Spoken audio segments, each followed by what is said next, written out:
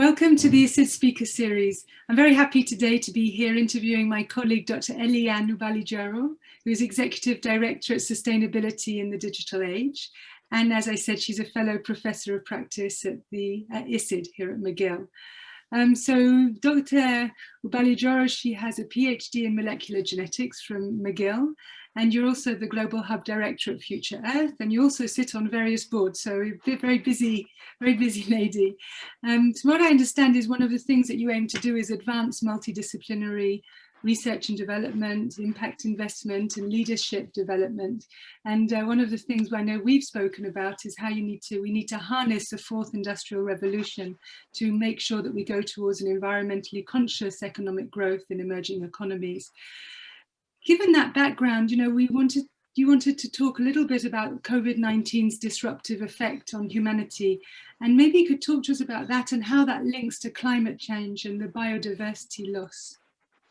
Great, thank you very much, Rachel. So what I see is everybody is feeling the effects of COVID-19, but most people don't necessarily understand that this is not the first pandemic or epidemic that we've seen in the last 20 years. So there has been a consistent rate of epidemics happening around the world. And now this is really the first big global pandemic in 100 years that has affected the whole planet.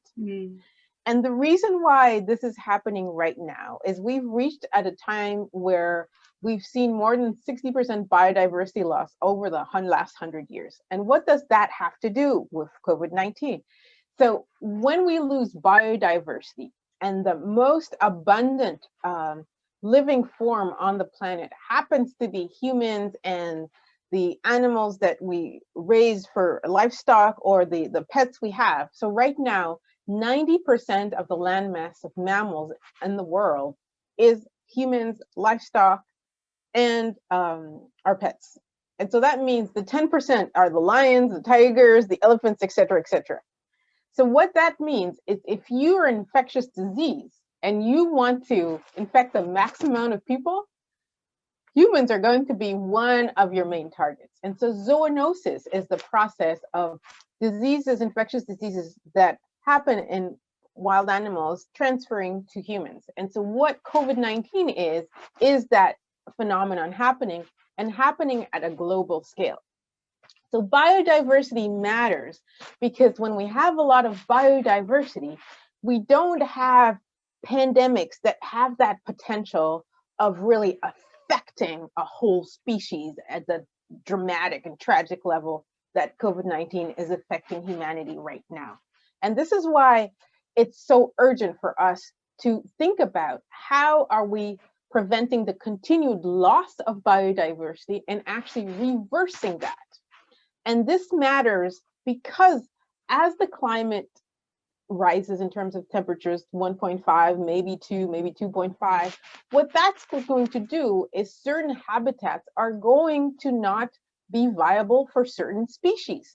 So then what we get is we get more and more loss. And so there's an urgency for us to really look at how can carbon sequestration help us mitigate what is happening in the world so we stop the rising temperatures, and at the same time that we have strategies that increase biodiversity to really create a buffer zone so that we do have zoonosis happening.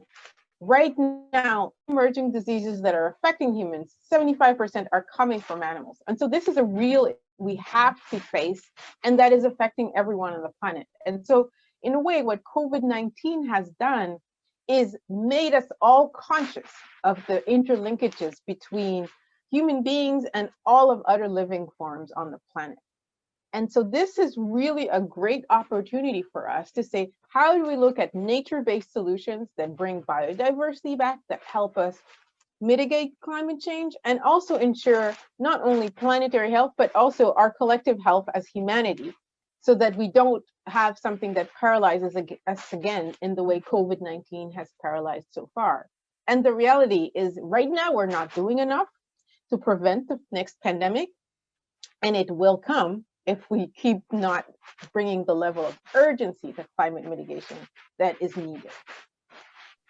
Thanks, Eliane. So if there were some practical steps that we should be taking now in order to preserve, and I really take the line biodiversity matters, what are some of the key steps we should be taking now, taking advantage of the fact that COVID has made, accelerated our understanding of these issues?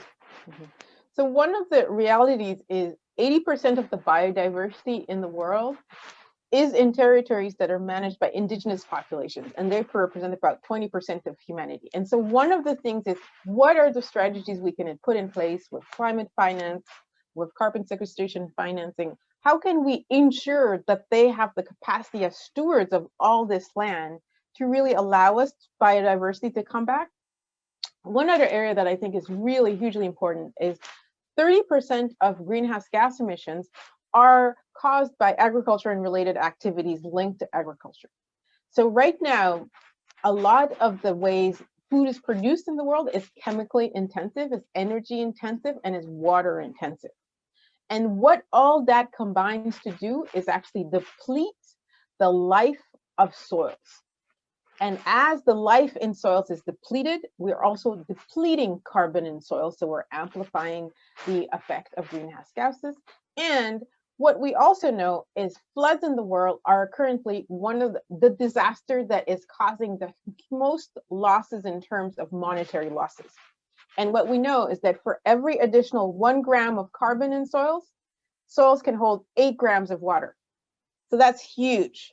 So one of the things we really need to do is have regenerative practices in all of our agricultural systems to have soils be a sponge that can really help us in terms of mitigation of climate change. And at the same time, plan cities for green spaces. So we have sponges within urban areas that are able to contain these excessive amounts of waterfall that are happening in short times. And so those are critical elements that can help us really look at strategies that we can move forward with. Thank you so much. I love this idea of sponges. Sponges in our cities, sponges in our environment. That's the word I'm going to go away with. Thank you so much, Dr. Ubalijoro, for speaking with us. And please, listeners, do tune in again to the ISID Speaker Series through the rest of the semester, because we'll be having more important conversations with experts in this area. Thank you. Thank you, Rachel. Thank you very much. Thank you.